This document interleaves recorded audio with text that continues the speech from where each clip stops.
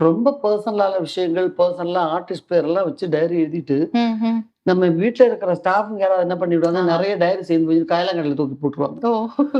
குடும்பத்துக்காக கஷ்டப்படுறவங்க, ரெஸ்ட் இல்லாம உழைக்கிறவங்க, ஓகே. அத வந்து நாங்க அப்படிதான் உழைக்கிறோம் என் குடும்பத்துக்காக. இப்படி ஃபங்ஷன்ல இப்படி போகும்போதே அவரு, "இங்க வாங்கிக்கப்பா." ம். அப்படின்னு இங்க உட்கார்ந்திருந்தவங்க யாரோ அந்த பக்கம் போயிட்டாங்க. ம். "சார் சொல்லுங்க சார்" அப்படின்னு. ம். எல்லாம் உனக்கு டவுட். பாட்டுல இது ஏன் இப்படி எழுதுறீங்க? இது ஏன் இப்படி எழுதுறீங்க? அப்படின்னு. கண்ணதாசன்லாம் உயிரோடு இருந்திருந்தா, நீ வந்து இந்த மாரி விளக்கம் கேட்டிருந்தா, அவரு அழகா சொல்லியிருப்பார். ம்ஹ்ம். புரியுதா? ஓகே. எனக்கு என்ன திட்டி எழுதுற அளவுக்கு எந்த இண்டஸ்ட்ரியிலயும் எனக்கு அப்படி ஒரு இமேஜ் இல்ல. புரியுது. ஆமா, அதனால கண்டிப்பா. தான். 2வது எந்த மேடையில பார்த்தாலும் ஓப்பனா கேட்டுருவேங்கிற ஒரு சின்ன ஒரு விஷயம் கூட ஆ. இருக்கு. உங்களோட அந்த நேஷனல் அவார்ட் வாங்குன ஃபில்ம் வந்து ஒரு 6 இயர்ஸ் கேப்புக்கு அப்புறம் வாங்குனது அப்படின்னு கேள்விப்பட்டேன். அந்த 6 இயர்ஸ் கேப் இதுக்கான ரீசன் ஏதாவது இருக்கா மேம்? இல்ல அவுட்டோர்ஸ் குறைச்சுக்கிட்டேன். என் பொண்ணு பொறந்ததுக்கு அப்புறம் அவுட்டோர் ஷூட்டிங் ஓ! குறைச்சுக்கிட்டேன். ஓகே. இப்ப அது என் பையன் பொறந்ததுக்கு அப்புறம் நான் அப்படிதான். ரொம்ப ஓகே. கேப் விட்டு தான் பண்றேன். ஓகே. அவங்களுடைய சைல்ட்ஹுட்ல வந்து இப்போ நான் என் வீட்ட மிஸ் பண்ண மாரி அவங்க மிஸ் பண்ணிடக்கூடாது இல்லையா? Correct. That is the reason. And உங்களோட ரைட்டிங்ஸ் பத்தி பேசலாம். இப்பயும் எழுதுவீங்களா? அண்ட் உங்களுக்கு டைரி எழுதுற பழக்கம் இருந்தது அப்படின்னு கேள்விப்பட்டோம். இல்ல அப்புறம் அத நெறைய நிறுத்திட்டீங்க சில பல நிறுத்திட்டேன். காரணத்துக்கு. ஏன் தெரியுமா? ஆ. ரொம்ப பர்சனலான விஷயங்கள், பர்சனலா ஆர்டிஸ்ட் பேரெல்லாம் வச்சு டைரி எழுதிட்டு, ம்ஹ்ம். நம்ம வீட்ல இருக்கிற ஸ்டாஃப்ங்க யாராவது என்ன பண்ணிவிடுவாங்க, ஆ. நெறைய டைரி சேர்ந்து போய் காயலாங்கடையில தூக்கி போட்டுருவாங்க. ஓ! இது கிடைக்கிறவங்க உட்கார்ந்து படிச்சுட்டு ஒவ்வொரு வருஷோட டைரி. ம், ம். அதுல ஒண்ணும் தப்பா எழுத போறதில்ல. பட் நம்ம பர்சனல். பெர்சனல் சில ஃபீலிங்ஸ் எழுதுவோம். சில பேர் நம்மள ஹர்ட் பண்ணியிருந்தா எழுதுவோம். ம், ம். ஸோ நான் ஸ்டாப் பண்ணிட்டேன். ஓ! நைஸ். ஒரு டைம்ல நான் ஸ்டாப் பண்ணிட்டேன். ஆனா பிகாஸ் எல்லாமே மெமரைஸ் பண்ணி வச்சிருக்கீங்க. ஏன்னா எல்லா ஆர்டிஸ்டோட நேமும் ஓரளவுக்கு சொல்றீங்க, ஆமா. பேசுறீங்க. என்னுடைய மனதில் இடம் ம். பிடித்தவர்களைப் பற்றி ஞாபகம் இருக்கும் அது மட்டும். எப்பவுமே. ஓகே. அவர்கள் ரைட்டிங்ன்றதுனால நம்ம வாலி சார் பத்தி ஏதாவது பேசலாமா? அண்ட் த டேக் இட் நெறைய ஈஸி ஊர்வசி அது ஆப்வியஸ்லி. அது அது வந்து அவர் தற்செயலா ஒரு விழாக்கு பார்க்கும்போது, ம். அந்த கறவ மாடு மூணுன்னு ஒரு பாட்டு மகளிர் மட்டும்ல. ஆமா. ஸோ அது பாட்டு ஃபர்ஸ்ட் கேட்ட உடனே நான் சொன்னேன், "ஐய்யய்யோ! இது என்னது இது? ம்ஹ்ம். கறவ மாடு மூணுன்னு பொம்பளைங்களே பாடிக்கிறாங்க. ம்ஹ்ம். நான் லிப் மூவ்மெண்ட் குடுக்க மாட்டேன்" அப்படின்ட்டேன். கன்வின்ஸ் பண்றதுக்கு சிங்கீதம் சார் என்ன முயற்சி பண்றாரு. ம், ம். அப்புறம் வாலி சாருக்கே கூப்பிட்டு குடுத்துட்டாங்க. ம், ம்.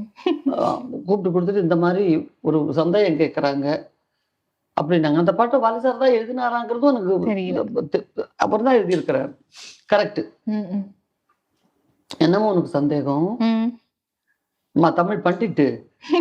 அந்த காலத்துல மத்தவங்க சொல்லுவாங்க, ஐயோ! கறவ மாடு மாரி உபயோகப்படுத்துறாங்க. ம், ம். குடும்பத்துக்காக கஷ்டப்படுறவங்க, ரெஸ்ட் இல்லாம உழைக்கிறவங்க. ஓகே. அத வந்து நாங்க அப்படிதான் உழைக்கிறோம் என் குடும்பத்துக்காக. உன்ன மாரி ஆளுங்க தான் எங்கள டார்ச்சர் பண்ணிட்டு இருக்காங்கடாங்கிறது தான் சும்மா அர்த்தம். ஓகே. தயவு செய்து தப்பா எடுத்துக்காதேன்னு கன்வின்ஸ் பண்ணிட்டாரு. அப்புறம் ஒரு விழாக்கு பார்க்கும்போது, ஒரு பாட்டு ஒண்ணு உன்ன பத்தி வருது நீ கேட்டியா? இல்ல உங்களுக்கே சார். சர்ப்ரைஸா தான் இருந்துச்சா அது? ஆமா. ஆம். ஏன்னா காதலன் இறங்குறதுக்கு முன்னாடி ரொம்ப நாள் கொஞ்சம் அந்த பாட்டுனால மட்டுமே பாப்புலர் ஆகி கொஞ்சம் ரிலீஸ்க்கு லேட் ஆச்சு. Hmm, hmm. But because of that song hmm. அது ரொம்ப பாப்புலர் ஆச்சு. ம், ம். கண்டிப்பா. ஸோ அவரு என்கிட்ட சொன்னாரு, இப்ப நான் மலையாளமும் நெறைய பண்ணிட்டு இருந்தேன். தெலுங்கு எல்லாம் பண்றேன்ல. ம்ஹ்ம். இப்படி ஃபங்ஷன்ல இப்படி போகும்போதே அவரு, "இங்க வாங்கிக்கப்பா." ம். அப்படின்னு இங்க உட்கார்ந்திருந்தவங்க யாரோ அந்த பக்கம் போயிட்டாங்க. ம். "சார் சொல்லுங்க சார்" அப்படின்னு. ம். எல்லாம் உனக்கு டவுட். பாட்டுல இது ஏன் இப்படி எழுதுறீங்க? இது ஏன் இப்படி எழுதுறீங்க? அப்படின்னு. கண்ணதாசன்லாம் உயிரோடு இருந்திருந்தா, நீ வந்து இந்த மாரி விளக்கம் கேட்டிருந்தா, அவரு அழகா சொல்லியிருப்பார். ம்ஹ்ம். புரியுதா?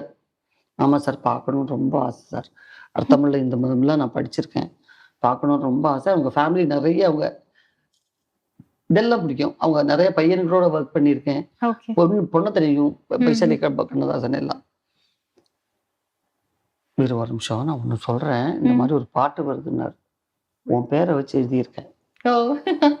உன் பேர் எழுதியிருக்கேன்னு சொல்லல. உன் பேர வச்சு வருது. வருது. கவனிச்சுக்கோ அப்டின்னாரு. ம். அப்படியா சார்? ரொம்ப தேங்க் யூ சார். பயமா இல்லையா? வேற ஏதாவது திட்டி எழுதியிருப்பாரோ அப்படின்லாம்? டெஃபினட்டா கிடையாது. கிடையாது. ஓகே. எனக்கு என்ன திட்டி எழுதுற அளவுக்கு எந்த இண்டஸ்ட்ரியிலயும் எனக்கு அப்படி ஒரு இமேஜ் இல்ல. புரியுது. ஆமா, அதனால கண்டிப்பா. தான். 2வது எந்த மேடையில பார்த்தாலும் ஓப்பனா கேட்டுருவேங்கிற ஒரு சின்ன ஒரு விஷயம் கூட இருக்கு. ஆ. அதுவும் இருக்கு. ஸோ அப்படின்னு தமாஷா தான் சொன்னாரு. ம். அப்புறம் பார்த்தா திடீர்னு டிவில பார்த்தா அந்த சாங் வருது.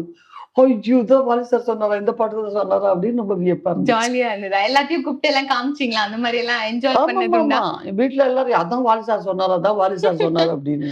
ஓகே. ஸோ ஜ அந்த மாரி நெறையா. நிறைய இன்சிடென்ட்ஸ் இருக்கு நமக்கு. இன்னைக்கு ஒரு நாள் உட்கார்ந்து பேச பேசக்கூடிய முடியாது. இன்சிடென்ட்ஸ் இல்லை. But correct. சில நினைவுகள் நமக்கு மறுபடியும் வர்றதுக்கு இந்த கேள்விகள் ஒரு காரணமாகும். கண்டிப்பா.